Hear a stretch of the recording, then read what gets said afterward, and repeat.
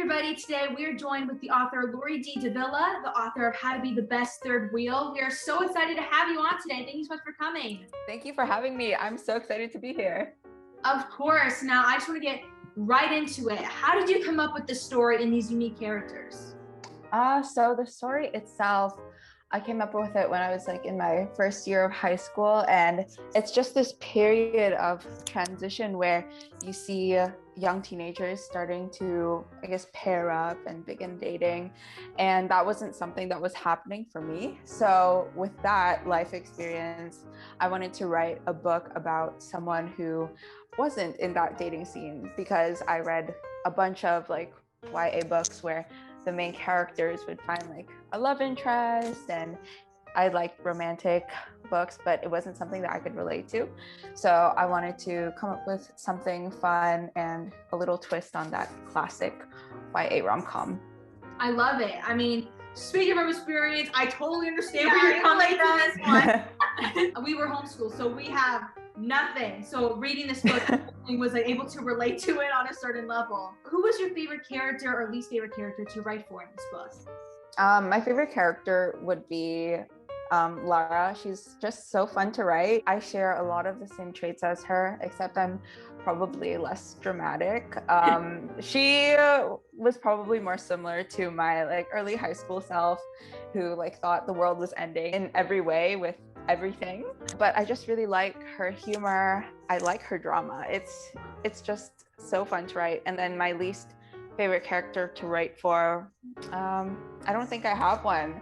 I loved writing all of them because they have their little quirky differences, and a lot of them have similar personality aspects to the people in my life. So yeah.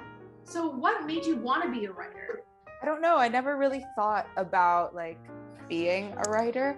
It was just something that I started doing. I've always liked reading, so I just wanted to create a story that could be my own and something that I could relate more to, especially with my background. And I wanted to have a story that I could relate to culturally, and putting all of those aspects together, I realized that I could only have that if I wrote something myself. So it wasn't really a defining career choice for me. I never really grew up thinking that I wanted to be a published author and that's all I wanted to be. It was just something that ended up happening with me following my passion, and then a career trajectory sort of formed, and a lot of it was luck. So I think that's all I have to say for that. So what do you think was the easiest and hardest thing about writing this novel? I think the hardest thing definitely was finishing the novel, because for me, it's so easy to start new projects. I have this idea book of 1,000 different stories that I want to write, but actually going through and writing an entire 300 something page book, and that's a whole beast in itself, because halfway through I'll be losing interest. And even with this book, I did lose interest. Things started happening in my life that I can control, and it was a long process to write this book. And I finished it when I was 16, and so it took more than 2 years to write. That was because I took a lot of pauses and I gave myself a lot of writing breaks. So that was definitely the hardest part, was just writing. Speaking of, you wrote this and you finished this when you were 16. How did you balance school and writing? Because writing a novel at 16 is not something that's so props super to easy. you. Yeah. Props to you. How you did it. I didn't balance it. It just wasn't a balance. I think that's the most honest response. I didn't really have a schedule. When I was younger, I did. I was posting on a Wattpad, so there would be people typing update the next chapter, and then I would feel bad if I didn't. So that pushed me to write. But from having this weekly schedule where I would try to write something and post it that week, it became this really disorganized mess of me just spamming 1 month, and then the next month just me disappearing and people asking if I'm still alive. It was definitely not balanced, and I'm the type of person to take school very seriously, and if I was focused on school, that was all I was focused on. I don't know, it just somehow worked out, somehow got finished in the end. When people started saying, why isn't this book finished? I want to know the ending. So then I was like, okay, I got to give them something. So speaking of the ending, was the original ending in the Wattpad version of this book different than the published version? It was different, kind of different. Like the part that people tend to like / not like, the big theme of the ending is the same. The way it comes about is different. Should I talk spoilers on here? Is that okay? Okay. Spoiler, if you haven't read it, don't listen to this part. But basically at the end of this book, Lara and Jibs don't end up together. We can infer that he moves away and they are still friends. A lot of drama happens towards the end of the book where Lara realizes that they're just not ready for each other. They're not at the maturity to be with each other. So they just separate as a couple, but they're still really good friends as they have been for their whole life. So in the Wattpad version of this ending, they still separate, except the ending is way messier. There's no cute dance. There's no like little date in the garden. It still ends around Christmas time. It's just like a really cringy version of like where they go and where they talk, and they say some of the same things, but probably it's like way more dramatic in the Wattpad version. And the biggest difference is I ended the Wattpad version with an epilogue, which I think people might have liked in the final version. It's just I didn't feel like it belonged in this one. The epilogue is basically them in, I don't know, like 8 years, 7, 8 years, something like that. And they're basically at this church wedding, and the chapter starts off with Lara like hyperventilating about like a wedding. So a bunch of my readers thought like, oh, she's getting married. She wasn't getting married. She was helping plan one of her friends' weddings, and at the wedding she sees James, and it's just a shock because she didn't expect him to be there, and that's the first time they've seen each other in real life for the past like 8 years or something. From that, we have a little gateway to what might happen next, as he says that he's moving back home, and that's where that ends. And we don't have that in the published version. We just have like a fun goodbye. I mean, I remember reading that. I thought it was a really beautiful way to end their story, and you always wanted more. I was reading, I was like, man, I want to see another chapter or 2 or 3 of them. So are you thinking about writing a second book to this universe story, or no? It's something that I've been, I don't know, going back and forth with, because I really like the ending of this book, because I think it is definitely a standalone novel. It can stand by itself. I absolutely love that conclusion. So I don't think I would be able to write a second book with the characters following like right after, with them being like 17 or, you know, I don't think I could take a sequel there. But something that has been on my mind was perhaps writing something, even if it's just a few chapters or if it becomes a novel, I'm not sure yet. But I would love to explore their relationships and their lives in the future, because one of the main themes of this book is their future, and I want to dabble in that world of what it's like for Lara to be struggling with her career, as in this book she's really been thinking about, you know, science, medicine, university, all of that kind of stuff. So I want to see how she would perform in like that adult life, and also for James to see if he's like found his own passions and what would happen with their maturity, because this book ends with them not being together because they don't feel like they're mature enough to do that in the next stages of life, when they do develop these different personalities and characteristics that would enable them to be in a good, long-lasting, healthy relationship. I would love to explore that, and I don't know when I will, or if it's going to actually be a novel, but that's something on my mind.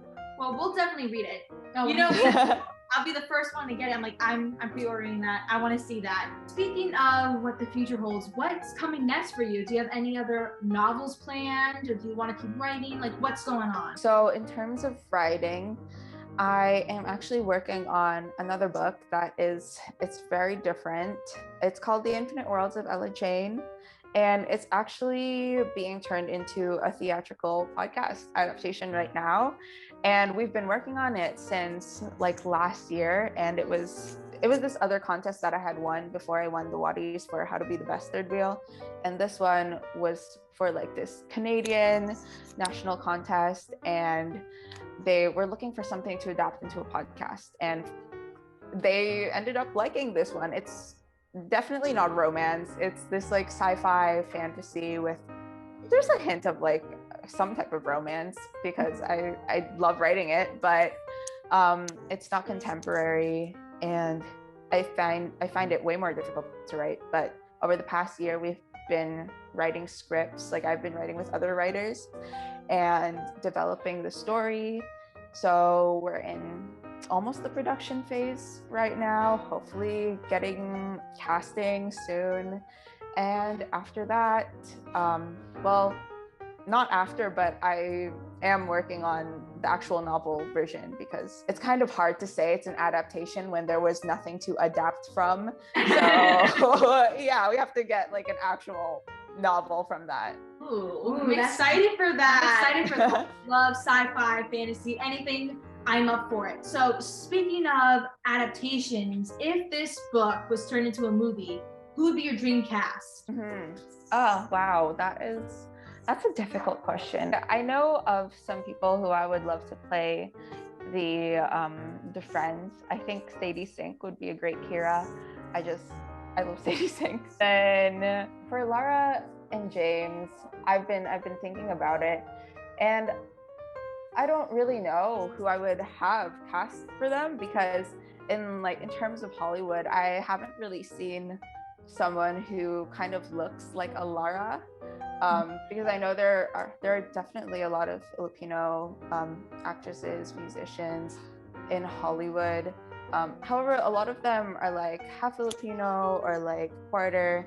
And for Lara, I really would like someone who is, visibly like brown, tan skin type of Filipino, someone who can speak fluent Tagalog, someone like that. And I just haven't seen anyone like that in Hollywood, so that's kind of difficult. And then for James, someone who is like half Filipino.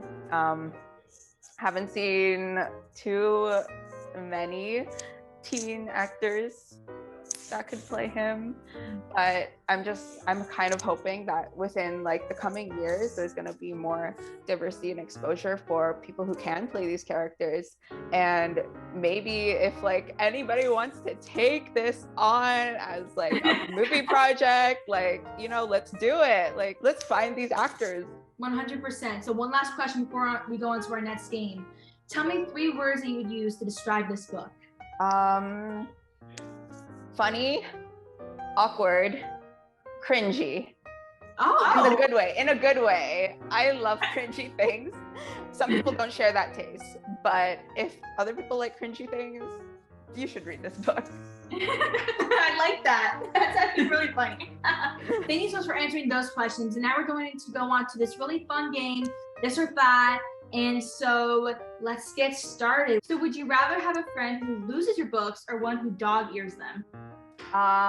Dog ears. Would you rather read only 1 book in a year and remember everything, or read 100 books and remember nothing? 100 and nothing, because I usually don't remember a lot of things about books anyway. I just remember how they make me feel. Same. Would you rather be stuck on a very long plane ride or train ride without a book? Train. Would you rather have dinner with your favorite author or your favorite character?